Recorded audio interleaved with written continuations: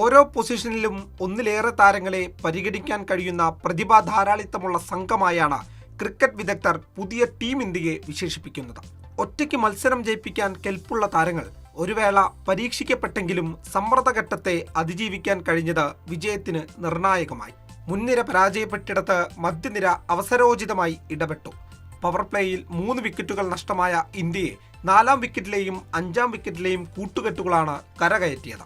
4-ാം നമ്പറിൽ കിട്ടിയ അവസരങ്ങളിലെല്ലാം ഭേദപ്പെട്ട പ്രകടനം പുറത്തെടുത്ത തിലക് വർമ്മ ടൂർണമെന്റിലെ തന്റെ ഏറ്റവും മികച്ച പ്രകടനം ഫൈനലിലേക്ക് കാത്തുവെച്ചു.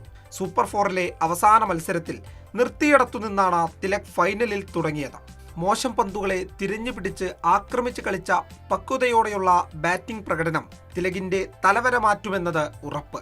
3 വിക്കറ്റുകൾ നഷ്ടപ്പെട്ട് പതറിയ ഘട്ടത്തിൽ ടീമിനെ കാത്ത സഞ്ജുവിന്റെ 24 റൺസിനും വലിയ വിലയുണ്ട്. ഏത് പൊസിഷനിലും കളിക്കാൻ പാകപ്പെട്ട താരമായി സഞ്ജു മാറിക്കഴിഞ്ഞിരിക്കുന്നു. ഓപ്പണിംഗിലും 1 ഡൗണിലും 5-ാമനായുമെല്ലാം സഞ്ജുവിനെ പരിഗണിക്കാൻ ടീം മാനേജ്മെന്റിന് രണ്ടാമതൊന്ന് ആലോചിക്കേണ്ടി വരില്ല. ഗില്ലും സൂര്യകുമാർ യാദവുമൊക്കെ ഫോം കണ്ടെത്താൻ പാടുപെടുമ്പോഴാണ് അഭിഷേക് ശർമ്മയ്ക്കും തിലക് വർമ്മയ്ക്കും സഞ്ജു സാംസണും അടക്കമുള്ള താരങ്ങൾ ടീമിനെ ചുമലിലേറ്റിയത്.